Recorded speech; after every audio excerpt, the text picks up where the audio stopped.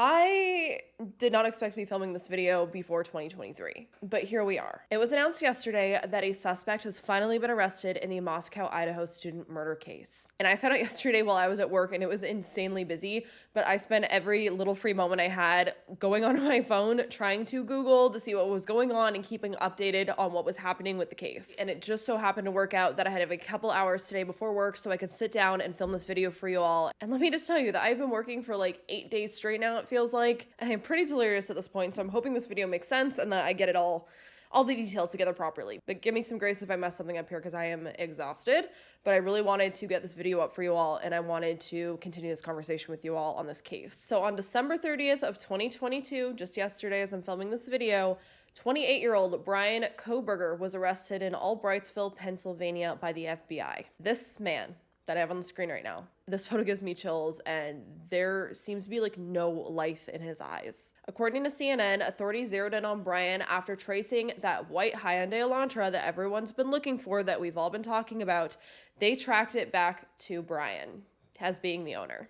I also seen that his DNA was matched through genetics and genetic genealogy for materials that were recovered at 1122 King Road where the murders took place. So not only do we have this white vehicle being connected to him, but a possibly DNA as well. And I am saying this kind of lightly because during the press conference, police didn't really want to release much, which is understandable. They are probably going to be going to court with this. They want to see him be prosecuted, so they can't just let everything out because then it might not be valid in court and yeah, stuff like that. But according to another law enforcement source, Bryan drove across the country to Pennsylvania to his family's home, and he drove across the country right before Christmas in that white Hyundai Elantra that everyone's been looking for, which I brought up in the last video I did on coverage on this case where we talked about this white vehicle everyone's looking for. If the person was innocent that was driving this vehicle, why wouldn't they just come forward and say, yeah, I was in town, I was celebrating, I was doing this, that, whatever, like, I have nothing to do with it. Why wouldn't they just come forward? Clearly, if it is the fact that it was Bryan driving that vehicle that was seen in all that videotape footage of this vehicle they were looking for, which it seems to be, he wasn't coming forward because he possibly might be guilty. So Bryan ends up driving across the country, going to his parents' house for Christmas, it seems like. And from there, the FBI in Pennsylvania ended up setting up surveillance on him and watching him. They eventually ended up arresting him at his parents' home, and then we get this very spooky photo of him. One thing I did want to mention is that after Bryan was arrested, he allegedly asked if anyone else had also been arrested. But during the press conference that law enforcement released last night, they would not confirm that statement. Again, they didn't really confirm much, which leads me to wonder if this is why law enforcement is still asking for more tips and keeping everything open, that they're keeping it also hush-hush because they might think that there are possibly other suspects that need to be arrested as well. Not fact, just leads me to wonder that. As of right now, the murder weapon, the knife that they assume, was used to murder the 4 students, hasn't been found. It hasn't been recovered. Law enforcement also didn't want to reveal any other information on the case, including the time frame of when Bryan was started to be considered a suspect and what his motives may be.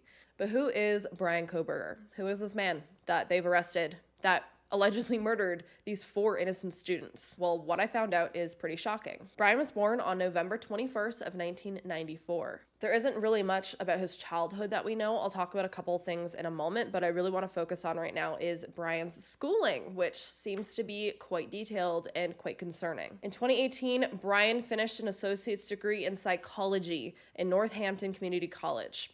Psychology. He then went on to complete a bachelor's degree at DeSalle University in 2020. And at the time of his arrest, Bryan has a PhD in criminology.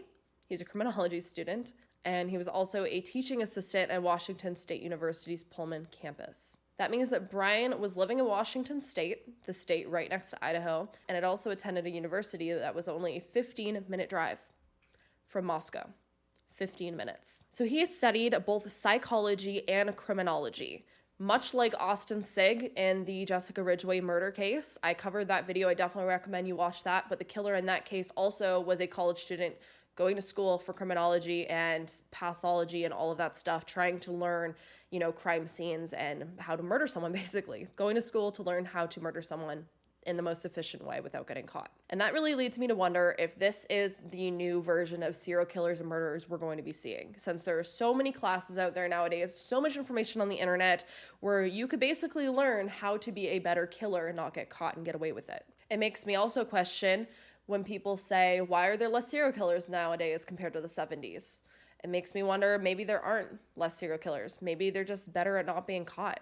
Maybe they're just better at getting away with it, considering how many murders we have out there that are unsolved and how many missing people we have out there that have never been found. Maybe they're just better at it nowadays than back in the 70s. Something I also found really interesting to point out is not only did Bryan attend Washington State University, but so does Xana's sister, Jasmine.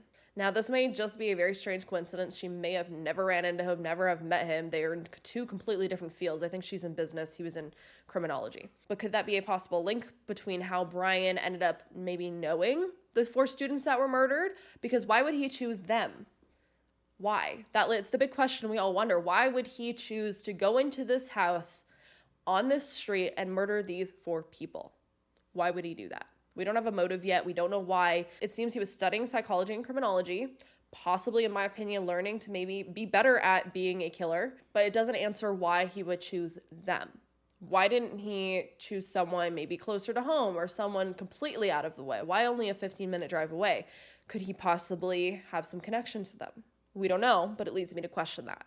On top of all of this, web sleuths ended up finding a Reddit post where Bryan allegedly posted looking for ex-cons to participate in a research project he was doing where he was studying the minds and feelings of criminals.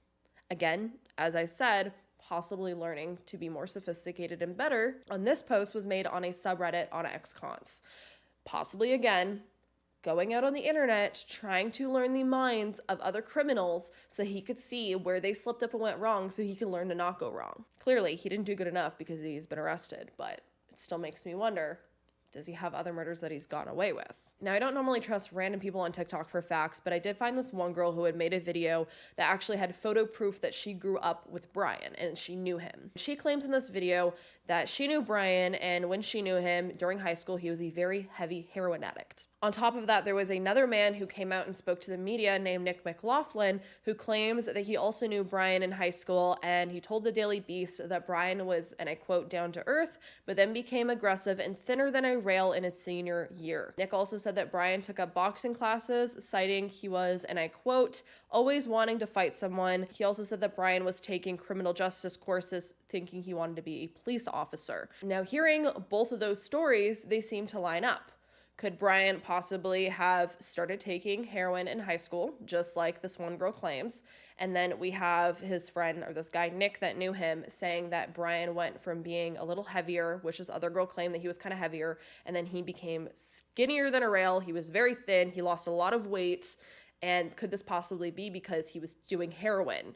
And we do know that heroin can make people lose weight. It could also make people irritated and aggressive if they're not getting their drugs, if they're, withdrawing and they're not able to get their drug that they're craving. So could this heroin use account for the sudden weight change and character change? I did also see that Bryan's sister is apparently a mental health therapist that works in New Jersey, which I find interesting considering her brother is now arrested. His aunt also came out and told the New York Post that he, and I quote, worried his family with his bizarre eating habits, essentially saying that he had very strange dietary restrictions for himself, saying, and I quote, it was above and beyond being vegan. His aunt and uncle had to buy new pots and pans because he would not eat anything that had ever been cooked with meat inside of them before. He seemed very OCD. Now, there are a lot of people out there who are vegan that, don't want to eat food from things that have had meat on them. I've also seen there's other religious diets and stuff like that that also have very similar things. So could this just be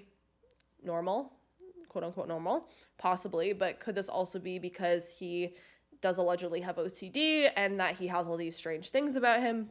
Also possible. Another creepy thing that I did see is that Bryan also worked as a part-time campus security officer at Pleasant Valley School District in Pennsylvania. He worked as a security officer at a college or university on a campus for students, and then goes on to allegedly murder 4 students. So that's all that I've seen so far on Bryan and who he is and who he was back in his past. Let me know if you found anything else out that is also factual, and let's chat about it below if you did find anything else. I also want to know how you're all feeling about this new sudden change in the case. Are you as shocked as I am that they arrested him out of nowhere yesterday? Again, there hasn't really been much coming out, so I didn't expect anything until the new year. Bryan Kohberger is currently awaiting extradition back to Idaho from Pennsylvania. He is also currently being charged with 4 counts of first-degree murder along with felony burglary. Bryan's next court date is this Tuesday coming up, so if anything comes of that, I will keep you all updated on that. As always, I will continue to keep you updated on this case and all of the other cases that I'm currently covering.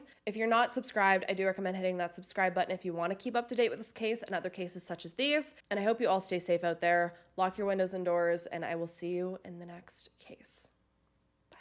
Bye.